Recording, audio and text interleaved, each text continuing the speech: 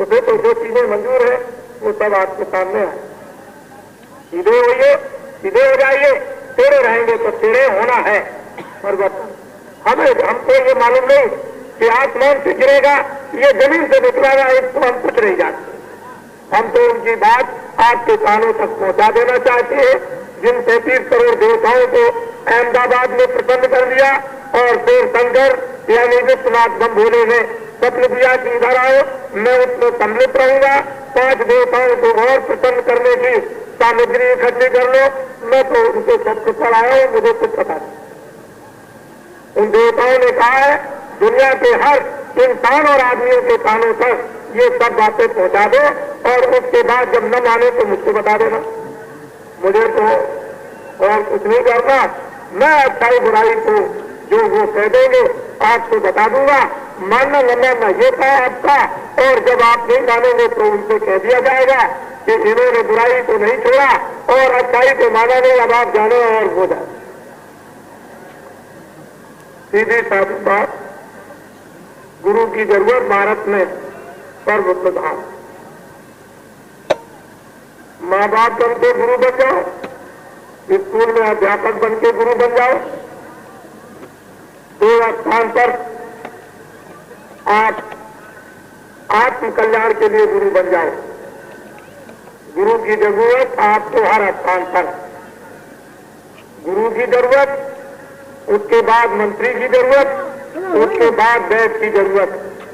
ये देश में 3 चीजें प्रधान होती हैं। गुरु कमजोर हो गया, धर्म खत्म हो जाएगा, मंत्री कमजोर हो गया, राज भ्रष्ट हो जाएगा, और वैद्य कमजोर हो गया तो बीमारी फैल जाएगी। ये 3 चीजें हैं मुख्य पर प्रधान, और तीनों को ये देखने में आया कि गुरु भी चले गए और मंत्री भी चले गए और वैद्य भी चले गए और सबके सब रुपया बटोरने में लग गए। रुपया बटोरने में लग गए, माया बटोरने में। न उनको कोई ज्ञान रहा, न उनको राज का ज्ञान, न उनको बीमारी का ज्ञान, सबके सब इसलिए समय गुण की माया में लिप्त हो गए। सतो गुण का ज्ञान नहीं, सतो गुण का ज्ञान नहीं। अब समय गुण में एक समय तो क्या होगा? तो आपको जानना ही चाहिए। आपको भी रोना, मंत्री को भी रोना, गुरु को भी रोना और वैद्य को भी रोना। वैद्य जब बीमारी दूर नहीं करेगा तो खुद बीमार हो जाएगा। हम अक्सर डॉक्टरों को और वैद्यों को देखते हैं कि वो बीमार वैसे ही जैसे मरीज बीमार, जैसे मरीज में रोग वैसे ही डॉक्टरों में रोग। मेरे पास आते हैं, महाराज दया कर दीजिए, आप कौन है? मैं डॉक्टर हूं। आप तो दुनिया का इलाज करते हैं, फिर बीमारी आपको कैसे आ गई? बड़ी मुश्किल की बात। तो बात तो असली ये है कि खुद बीमार है, बीमारी दूर होगी कैसे? खुद समझते नहीं, समझाएंगे कैसे? खुद रास्ता देखते नहीं, धर्माएगा कैसे? ये तीनों चीजें सर्वप्रधान भारत में थी। बड़े निष्ठावान मंत्री और बड़े निष्ठावान गुरु और बड़े निष्ठावान वैद्य, ये अगर भारत में 3 अगर मुक्त हो जाए तो सब चीजें उड़ करके सारा का सारा मानव एकदम खुशहाल हो जाए। न्याय और अच्छा आ जाए, धर्म आ जाए और आत्मा जग जाए और बीमारी दूर हो जाए। सब लोग अपना अपना काम करने लगे। खेती करने वाले खेती, दुकान करने वाले दुकान, नौकरी करने वाले नौकरी, सब लोग अपना अपना काम समझे। और ये क्या है? भारत अपना, देश अपना, सामान अपने अपने काम आते। लेकिन अफसोस इस बात की ये शिक्षा न मिली। अब सब रो रहे, सब चिल्ला रहे, महाराज क्या होगा? अब जो भगवान को मंजूर, खुदा की जो मर्जी, अब तो हिंदू मुसलमान ईसाई वो होगा। उधर कह दिया है कोहराम मचेगा, कलाम फकीरों के कभी गलत होते नहीं। उधर महात्माओं ने कह दिया धर्म नष्ट होगा, महान आत्मा का प्रादुर्भाव होगा, सत्य वचन कभी ऋषि मुनियों के झूठे होते नहीं। उधर ईसा मसीह ने कहा मैं आऊंगा, तुम लोग मेरा इंतजार करना। मुसलमान फकीर कहते हैं कि जब कोहराम मचेगा तो बड़ा भारी हलचल होगी। उसी समय पर खुदा का पैगाम लेकर एक फकीर जमीन पर उतरेगा। क्या 2 बरस का 3 का होगा? क्या वो 3 बरस का फकीर होगा? कभी अगर बैठ करके रात को सोचे हैं कि अगर फकीर 3 बरस का होगा तो क्या करेगा? अरे फकीर कोई उम्र लेकर के आएगा, लेकिन ये तो आपको मालूम है नहीं। अब उनके पीछे लाठी और सोटा लेकर के घूमते फिरे तो क्या समझ में आएगा? ये भी अगर समझ में आए कि अगर आज ही कृष्ण और राम का जन्म हो जाए तो क्या आप उनको समझ लेंगे? कि बड़े मुश्किल की बातें सब कुछ है, लेकिन यह है सब सच्चाई और सत्य है। लेकिन हम आपकी सत्य बात को क्यों नहीं मानते? आपको तो ये मालूम है नहीं। मूर्ख वही होता है जो किसी की सच्ची बात को न माने, उसी का नाम मूर्ख।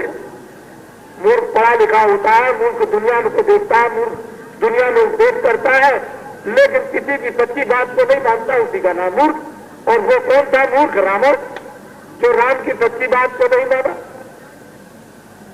वो कौन थे? उस समय के दुर्योधन, जो भगवान कृष्ण की सच्ची बात को नहीं माने। क्या वो पढ़े लिखे राजा नहीं थे? सब कुछ। तो अब हमारे छोटे से संदेश को सत्संग का सुन लीजिए। ज्यादा हम कुछ नहीं कहना चाहते हैं। हमको इतना ही आपको कहना है कि इन 3 चीजों की जरूरत है। और आप तमोगुण छोड़िए, रजोगुण में प्रवेश हो जाइए और रजोगुण में जरा बरत लीजिए और थोड़े से सतोगुण को भी आ जाने दीजिए। जहां सतोगुण आ जाएगा वहीं पर जल्दी से जल्दी मानव हृदय में धर्म की मानव स्थापना होने लगेगी। और ये स्थापना हो गई तो आध्यात्मिक धर्म सारे मानव हृदय में, सारे देश में फैल जाए। ये संदेश आप तो आपको मालूम नहीं हो रहा, लेकिन अनजान लोगों को होने लगा कुछ कुछ कि ये संदेश सारे देश में व्याप्त हो जाएगा।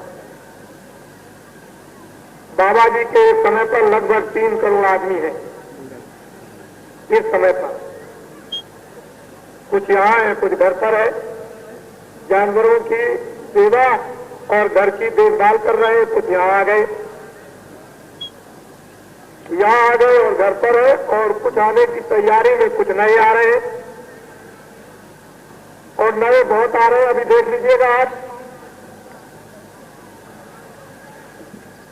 पैर रखने को आपको जगह नहीं मिलेगी, इतने नए आ रहे हैं। 3 करोड़ आदमी, 1 करोड़ भी हिंदुस्तान में अखबार काम नहीं करते।